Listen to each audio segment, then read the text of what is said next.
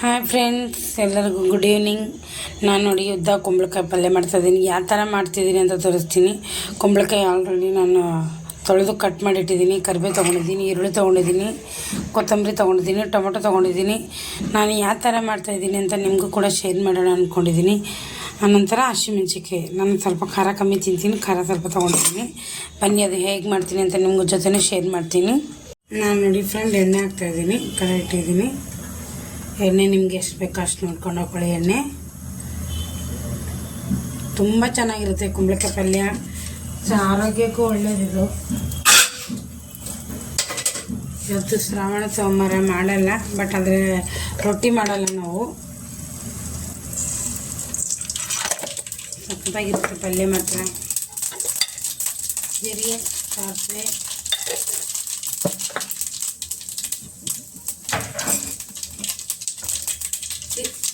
ಈರುಳ್ಳಿ,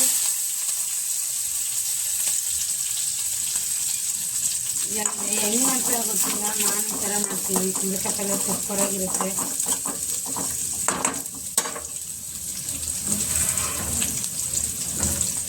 ನಾನು ಕುಂಬಳಕಾಯಿ ಹಾಕ್ತಾಯಿದ್ದೀನಿ ನೋಡಿ. ಕುಂಬಳಕಾಯಿ ಕರಿಬೇವು ಎರಡು ಹಾಕ್ತಾಯಿದ್ದೀನಿ ನಾನು.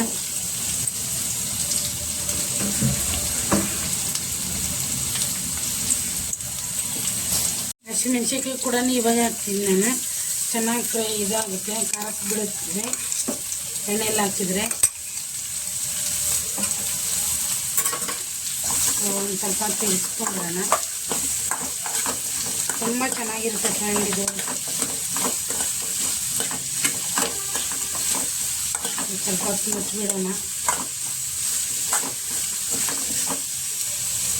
ಟೊಮೊಟೊ ಹಾಕ್ತಾಯಿದ್ದೀನಿ ನೋಡಿ ಫ್ರೆಂಡ್. ಇವಾಗ ಟೊಮಾಟೊ ಸ್ವಲ್ಪ ಲಾಸ್ಟಲ್ಲಿ ಹಾಕ್ಬೇಕು, ಯಾಕಂದರೆ ಬೇಗ ಬೆಂದೋಗುತ್ತೆ.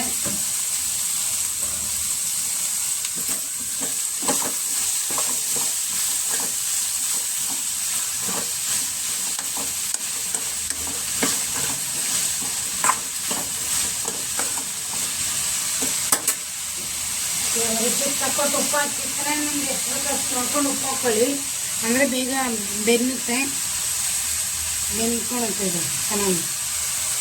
ಉಪ್ಪು ಹಾಕಿ ಒಂದು 10 ಇಲ್ಲ 20 ನಿಮಿಷ ಮುಚ್ಚಿಬಿಡೋಣ ಸಿಮ್ ಉರಿಯಲ್ಲಿ.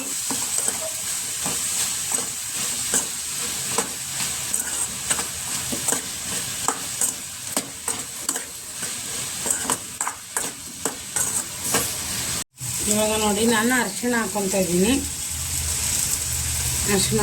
ಸ್ವಲ್ಪ ಬೆಂದಿದೆ ಚೆನ್ನಾಗಿ. ಅರಿಶಿಣ ಹಾಕ್ಕೊತಾ ಇದ್ದೀನಿ.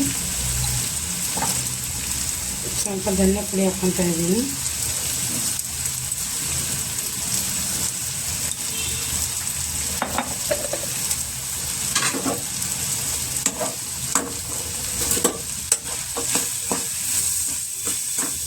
ಕಲರ್ ಚೇಂಜ್ ಆಗಿದೆ ನೋಡಿ, ಉಪ್ಪು ಹಾಕಿದ್ದಕ್ಕೆ ಫುಲ್ ಕಲರ್ ಚೇಂಜ್ ಆಗಿದೆ.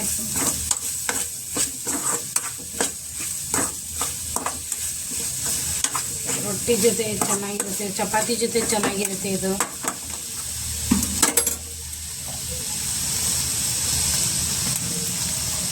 ಇವಾಗ ನಾನು ಮಿಕ್ಸಿಯಲ್ಲಿ ಹಸಿಮೆಣ್ಸಿಕಾಯಿ ಕೊಡಿದ್ರೆ ಅದರಲ್ಲೇ ನೀರು ತೊಗೊಂಡಿದ್ದೀನಿ, ಬೈರೋದು ಖಾರನೂ ಬಿಡುತ್ತೆ ಅಂತ.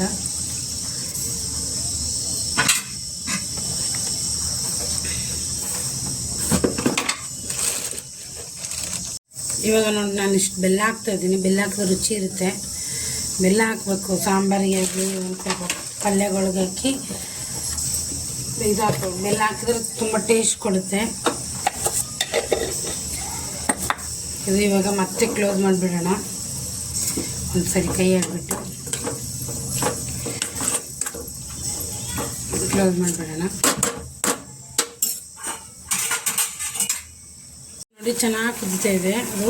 ಈಗ ಶೇಂಗಾ ಪುಡಿ ಹಾಕ್ತಾಯಿದ್ದೀನಿ ನೋಡಿ. ನಾನು ಶೇಂಗಾ ಪುಡಿ ಹಾಕಿದ್ರೆ ಚೆನ್ನಾಗಿರುತ್ತೆ,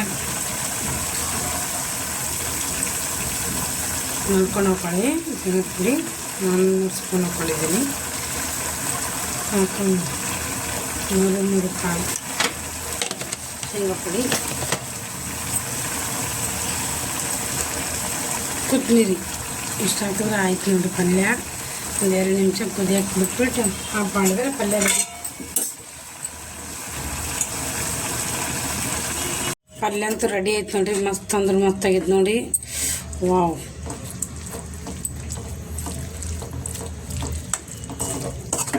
ಪಲ್ಯ ರೆಡಿ ಆಯ್ತು ನೋಡಿ. ರೊಟ್ಟಿ ಬದಲಿ ನಾನು ಹಿಟ್ಟು ಹಾಕ್ಕೊಂಡಿದ್ದೀನಿ ನೋಡಿ. ರೊಟ್ಟಿನೇ ಮಾಮೂಲಿ ಮಾಡೋಕ್ಕೆ ಜೋಳದ ಹಿಟ್ಟು ಹಾಕ್ಕೊಂಡಿದ್ದೀನಿ. ಆಮೇಲೆ ನಾನು ಕಡಲೆ ಹಿಟ್ಟು ಹಾಕ್ಕೊತಿದ್ದೀನಿ ಇದರಲ್ಲಿ ಇಷ್ಟು, ಯಾಕಂದರೆ ಬರೀ ರೊಟ್ಟಿ ಮಾಡಬಾರ್ದಲ್ಲ, ಸೊ ಅದಕ್ಕೋಸ್ಕರ ಇದಕ್ಕೆ ನಾನು ಒಂದಿಷ್ಟು ಕಡಲೆ ಹಿಟ್ಟು ಹಾಕ್ಕೊಂಡಿದ್ದೀನಿ. ತುಂಬ ಚೆನ್ನಾಗಾಗುತ್ತೆ ಫ್ರೆಂಡ್, ಈ ಥರ ಮಾಡಿ ನೀವು ರೊಟ್ಟಿ. ಯಾಕಂದರೆ ರೊಟ್ಟಿ ಇಲ್ಲಾಂದರೆ ಊಟ ಮಾಡೋಕ್ಕಾಗಲ್ಲ, ಸೊ ಹಾಗಂತ ರೊಟ್ಟಿ ಬಿಡೋಕ್ಕೂ ಆಗೋಲ್ಲ. ನಾಳೆನೂ ಮಾಡಲ್ಲ ನಾವು ಮತ್ತೆ ಮಂಗಳವಾರ. ಸೊ ಅದಕ್ಕೆ ಒಂದಿಷ್ಟು ಕಡಲೆ ಹಿಟ್ಟು, ಒಂದಿಷ್ಟು ಜೋಳದ ಹಿಟ್ಟು. ಇವಾಗ ಫ್ರೆಂಡ್ ನಾನು ಸ್ವಲ್ಪ ಜೀರಿಗೆ ಹಾಕ್ಕೊತಾ ಇದ್ದೀನಿ. ಜೀರಿಗೆ ಹಾಕ್ಕೊಳ್ಳಿ, ಇದರಲ್ಲಿ ಚೆನ್ನಾಗಿರುತ್ತೆ. ಆನಂತರ ಸ್ವಲ್ಪ ಅಜ್ವಾನ ಹಾಕ್ಕೊತಾ ಇದ್ದೀನಿ, ಒಳ್ಳೆಯದು ಅಜ್ವಾನು. ಮತ್ತು ನಾನು ಕೊತ್ತಂಬರಿ ಹಾಕ್ಕೊತಾ ಇದ್ದೀನಿ ಇದರಲ್ಲಿ. ರುಚಿಗೆ ಎಷ್ಟು ತಕ್ಕಷ್ಟು ಉಪ್ಪು ಹಾಕ್ಕೊಳ್ಳಿ, ನಿಮ್ಗೆ ಎಷ್ಟು ಬೇಕಷ್ಟು ನೋಡ್ಕೊಂಡು ಹಾಕ್ಕೊಳ್ಳಿ. ಬೇಕಾದರೆ ಇದರಲ್ಲಿ ಖಾರನೂ ಹಾಕ್ಕೋಬೋದು, ಬೇಕಾದರೆ ಖಾರ ಹಾಕ್ಕೊಳ್ಳಿ, ಇಲ್ಲಾಂದರೆ ಬೇಡ ಅಂದರೆ ಬಿಡಿ.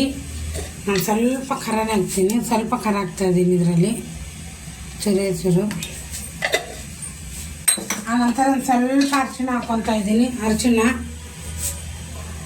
ಸಾಕು. ಇವಾಗ ಇದನ್ನು ಚೆನ್ನಾಗಿ ಕಲಿಸ್ಕೊಂಬಿಡಿ, ಬಿಸಿ ನೀರೇ ಕಲಿಸ್ಕೊಳ್ಳಿ. ಇದನ್ನೆಲ್ಲ ಕಲಿಸ್ಕೊಂಡ್ಮೇಲೆ ಮತ್ತೆ ಬಿಸಿ ನೀರಲ್ಲೇ ಕಲಿಸ್ಕೊಳ್ಳಿ.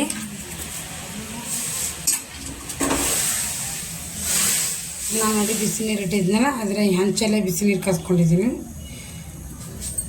ರೊಟ್ಟಿ ಮಾಡೋ ಹಂಚಲ್ಲೇ. ತುಂಬ ಚೆನ್ನಾಗಿರುತ್ತೆ ಫ್ರೆಂಡ್, ಈ ಥರ ಮಾಡಿ. ಬಿಸಿ ನೀರೇ ಕಲಿಸ್ಕೊಳ್ಳಿ, ಆದರೆ ಚೆನ್ನಾಗಿರುತ್ತೆ, ಜಿಗಿ ಇರುತ್ತೆ. ಇದು ಶಕ್ತಿ ಹಾಕಿ ಎಷ್ಟು ಮಿದಿತೀರೋ ಅಷ್ಟು ಚೆನ್ನಾಗಿ ಬರುತ್ತೆ ಫ್ರೆಂಡ್. ಇದು ಚೆನ್ನಾಗಿ ಮಿದಿಬೇಕು. ಇವಾಗ ನೋಡಿ ಫ್ರೆಂಡ್, ಚೆನ್ನಾಗಿ ನದ್ಕೊಂಡಿದ್ದೀನಿ. ಇವಾಗ ಬೇಕಾದರೆ ಎಳ್ಳಿದ್ರೆ ನೀವೇನು ಮಾಡ್ತೀರಿ, ಎಳ್ಳು ಮೇಲೆ ಹಚ್ಕೊಂಬಿಡಿ, ಸ್ವಲ್ಪ ನೀರು ಹದ್ಕೊಂಡು ಚೆನ್ನಾಗಿ ಬರುತ್ತೆ. ಎಳ್ಳು ಹಚ್ಕೊಳ್ಳಿ, ಚೆನ್ನಾಗಿರುತ್ತೆ.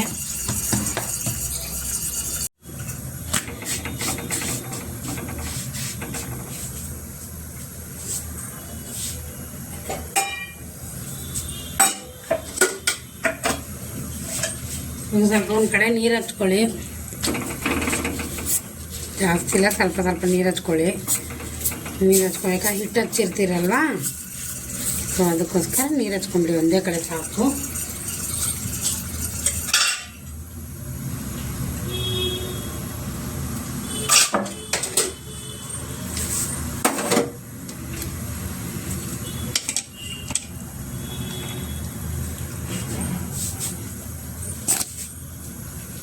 ಇವಾಗ ನೋಡಿ ಒಂದು ಕಡೆ ಬೆಂದಿದೆ ಚೆನ್ನಾಗಿ. ನಾನು ನೆಕ್ಸ್ಟ್ ಟರ್ನ್ ಮಾಡ್ಕೊಬೇಕು, ಉಲ್ಟಾ ಹಾಕ್ಕೋಬೇಕು.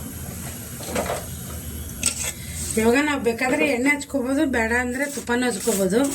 ನಾನು ಲೈಟಾಗಿ ಎಣ್ಣೆ ಹಚ್ಕೊತಿದ್ದೀನಿ ಇದಕ್ಕೆ. ರೊಟ್ಟಿ ತಿಂದಾಗೂ ಅನಿಸುತ್ತೆ, ಆಮೇಲೆ ಬೇರೆ ಥರ ವೆರೈಟಿ ಡಿಫ್ರೆಂಟ್ ಅನಿಸುತ್ತೆ ಇದು ತಿನ್ನೋಕ್ಕೆ. ಬಟ್ ನಮಗೆ ರೊಟ್ಟಿ ಇಲ್ಲಾಂದ್ರೆ ನಡೆಯಲ್ಲ. ಸೊ ಇವಾಗ ನಾಳೆನೂ ರೊಟ್ಟಿ ಮಾಡಲ್ಲ ಅಂದರೆ ಚಪಾತಿನೂ ಜಾಸ್ತಿ ತಿನ್ನೋಕ್ಕಾಗಲ್ಲ, ತಿನ್ನೋದಿಲ್ಲ ಜಾಸ್ತಿ ನಾವು. ಇವಾಗ ಸ್ವಲ್ಪ ಎರಡು ಕಡೆಗೆ ಎಣ್ಣೆ ಹಚ್ಬಿಡ್ತೀನಿ, ಚೆನ್ನಾಗಿರುತ್ತೆ ಮಾತ್ರ ತಿನ್ನೋಕ್ಕೆ. ಆ ಪಲ್ಯಗೆ ಅದಕ್ಕೆ ಸೂಪರಾಗಿರುತ್ತೆ ಫ್ರೆಂಡ್. ಚೆನ್ನಾಗಿ ರೊಟ್ಟಿ ರೆಡಿ ಆಯ್ತು ನೋಡಿ. ನಾನು ಮಾತ್ರ ಎರಡು ಈ ಥರ ಮಾಡ್ಕೊಂಡಿದ್ದೀನಿ, ಮಿಕ್ಕಿರೋದೆಲ್ಲ ಮೆತ್ತಗೆ ಮಾಡ್ಕೊಂಡಿದ್ದೀನಿ. ನೋಡಿ ಎಷ್ಟು ಚೆನ್ನಾಗಿದೆ, ಮೆತ್ತಾಗ ರೊಟ್ಟಿ ಚೆನ್ನಾಗಿದೆ.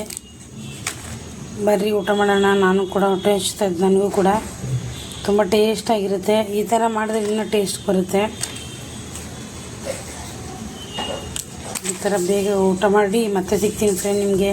ಫೈನಲಾಗಿ ಪಲ್ಯನೂ ರೆಡಿ ಇದೆ, ಉಪ್ಪಿನಕಾಯಿ ಇದೆ, ಸಾಂಬಾರಿದೆ, ರೊಟ್ಟಿನೂ ಇದೆ. ಇದು ರೊಟ್ಟಿನೂ ಅನ್ಬೋದು, ಆಮೇಲೆ ಇನ್ನೊಂದು ಏನೋ ಅಂತಾರಪ್ಪ, ಹೇಳಕ್ಕೆ ಬರ್ತಾಯಿಲ್ಲ, ಅದು ಚೆನ್ನಾಗಿದೆ. ರೊಟ್ಟಿ ಬದಲು ಈ ಥರ ಮಾಡ್ಕೊಂಡು ತಿನ್ಬೋದು ವಾರ ಇದ್ದಾಗ. ಬನ್ನಿ ಊಟ ಮಾಡೋಣ. ನಾನು ಕೂಡ ತಾಟಲ್ಲಿ ಬಡಿಸ್ಕೊಂಡು ತಿಂತಾಯಿದ್ದೀನಿ. ನಾನು ಕೂಡ ಬೆಡ್ರೂಮಲ್ಲಿ ಶಿಫ್ಟ್ ಆಗಿದ್ದೀನಿ, ಯಾಕಂದರೆ ಟಿ ವಿ ನೋಡ್ಕೊತ ತಿನ್ನೋಕ್ಕೆ.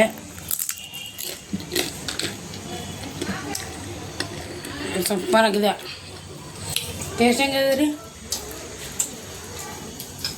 ಟೇಸ್ಟ್ ನೋಡಿರಿ ಯಜಮಾನ್ರಿ ಇವಾಗ ರೆಡಿ ಮಾಡಿದ್ರು ನೋಡಿರಿ. ಇದು ಯಪ್ಪ ದೇವರೇ, ಅದು ರೆಡಿ ಮಾಡಿದ್ರು. ಎಲ್ಲ ವೈರ್ಗಳು ಇಲ್ಲಿ ಕುತ್ಕೊತಾ ಇತ್ತಂತ ಇಲ್ಲಿ ರೆಡಿ ಮಾಡಿದ್ರು ನೋಡಿರಿ ಯಜಮಾನ್ರು. ತಲೆ ಎಲ್ಲ ಸಖತ್ತಾಗೈತಿ. ಏನು ಮಾಡ್ತೀರಾ, ಒಂದೊಂದು ಸರಿ ಒಲೆ ಆಗುತ್ತೆ. ಒಲೆ ನೋಡಿರಿ.